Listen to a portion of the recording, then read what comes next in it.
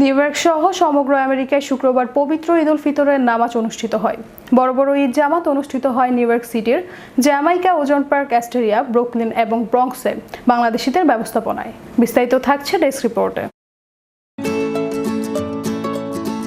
সকল জামাতে নতুন প্রজন্মের উপস্থিতি ছিল লক্ষণীয়। New Jersey, Pennsylvania, Florida, Michigan, Los Angeles, Virginia, Boston, Arizona, Atlanta থেকেও বাংলাদেশিদের বড় বড় ঈদ জামাতের সংবাদ এসেছে। মসজিদ সংলগ্ন মাঠে এবং কোনো কোনো মসজিদের ভেতরেও ঈদ জামাত অনুষ্ঠিত হয়। জ্যামাইকা মুসলিম সেন্টারের ব্যবস্থাপনায় এবারও হাজার হাজার মুসল্লির সমাগমে এলাকার নির্বাচিত জনপ্রতিনিধিরা শুভেচ্ছা জানিয়েছেন। ব্রুকলিনে চার্লস ম্যাকডোনাল্ড এলাকার ঈদ জামাতে বিশ্বখ্যাত হাফেজ নাজমুস সাকিব কোরআন তেলাওয়াত করেন।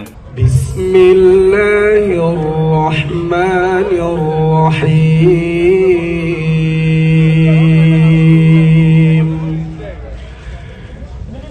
ওয়ালাকাদ যায়্যানাস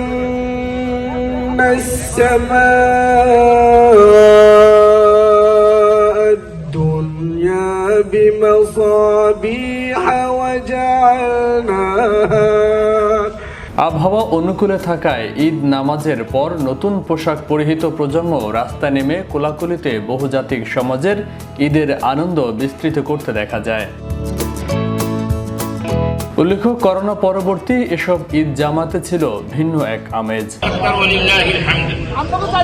অনেক বড় আমল আমাদের প্রদীপ সাহেব হুজুর বয়ানের মধ্যে বলছেন, হুজুর সাল্লাল্লাহু আলাইহি ওয়াসাল্লাম ইরশাদ করেছেন যে তোমরা ঈদের দিনকে সুসজ্জিত করো তাকবীরের মাধ্যমে, আল্লাহ তাআলার বরকত প্রকাশ করার মাধ্যমে। এটা আল্লাহ তাআলার ওয়ার্ডার। আল্লাহ তাআলা বলছেন ওয়ালিতুকাব্বিরুল্লাহ আলা মা হাদাকুম।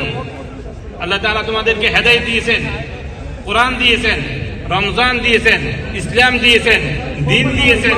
সেই জন্য তোমরা আল্লাহ তাআলার বরকতটা বর্ণনা করো এইভাবে, আল্লাহু আকবার, আল্লাহু আকবার, লা ইলাহা ইল্লাল্লাহু, আল্লাহু আকবার, আল্লাহু আকবার, ওয়ালিল্লাহিল হামদ। প্রসঙ্গত, এবার ৩,০০০-এর অধিক মসজিদের ব্যবস্থাপনায় সারা আমেরিকায় লাখ লাখ মুসল্লি নামাজ আদায় করেন। ফয়সাল মাহমুদ, বিশ্ব বাংলা 24 নিউজ ডেস্ক।